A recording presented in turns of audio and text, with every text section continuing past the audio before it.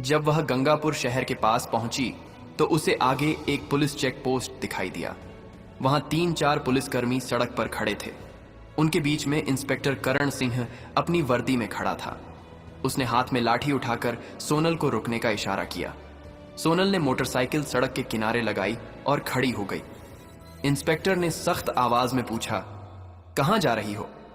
सोनल ने बहुत शांत स्वर में जवाब दिया, एक सहेली की शादी है, वहीं जा रही हूं।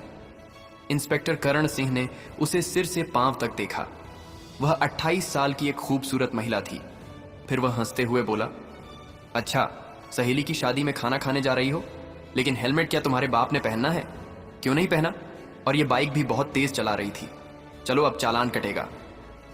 ऐसा कहते हुए उसने चालान की पर्ची निकालनी शुरू कर दी।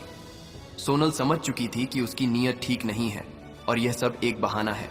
उसने कहा, सर, मैंने कोई कानून नहीं तोड़ा है। ओ मैडम, हमें कानून मत सिखाओ, करण झल्लाकर बोला। उसने पास खड़े एक कांस्टेबल की तरफ देखा, फिर सोनल की ओर मुड़कर कहा, इसे सबक सिखाना होगा।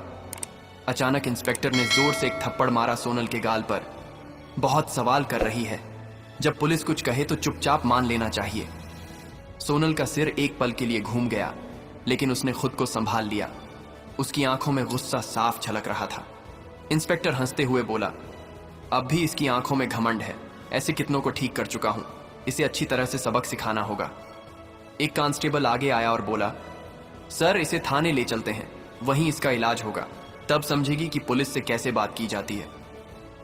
फिर एक और कांस्टेबल ने सोनल का हाथ पकड़कर खींचते हुए कहा, चलो गाड़ी में बैठो। सोनल ने झटके से अपना हाथ छुड़ाया और गुस्से में बोली, हाथ लगाने की कोशिश मत करना, वरना अंजाम अच्छा नहीं होगा। इंस्पेक्टर और भड़क गया। उसने एक और कांस्टेबल से कहा, देखो इसका घमंड। कांस्टेबल आगे बढ़ा, सोनल का बाल पकड़कर उसे खींचने लगा। सोनल दर्द से कराह उठी। फिर भी उसने अब तक अपनी असली पहचान नहीं बताई थी। वह देखना चाहती थी कि ये लोग कितनी नीचता तक जा सकते हैं।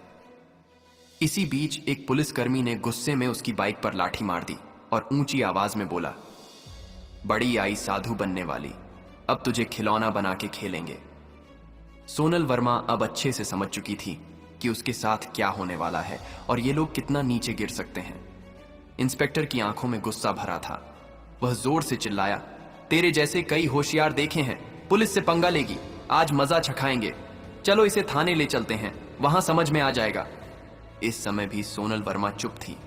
उसने अब भी अपनी पहचान उजागर करने की कोई कोशिश नहीं की। वह देखना चाहती थी कि ये लोग प्रशासन की कितनी बदनामी कर सकते हैं और एक आम नागरिक पर किस हद तक जुल्म ढा सकते हैं। इंस्पेक्टर करण सिंह अब खींच चुका था। उसके सामने एक ऐसी महिला खड़ी थी जिसके कोमल गाल पर थप्पड़ पड़ा था, जिसके बाल खींचे गए थे, जिसे जबरन सड़क पर घसीटा गया था। फिर भी वह एक मूर्ति की तरह शांत खड़ी थी, न कोई चीख, न कोई आंसू। इंस्पेक्टर करण सोच रहा था, थाने पहुंचते ही देखता हूं इस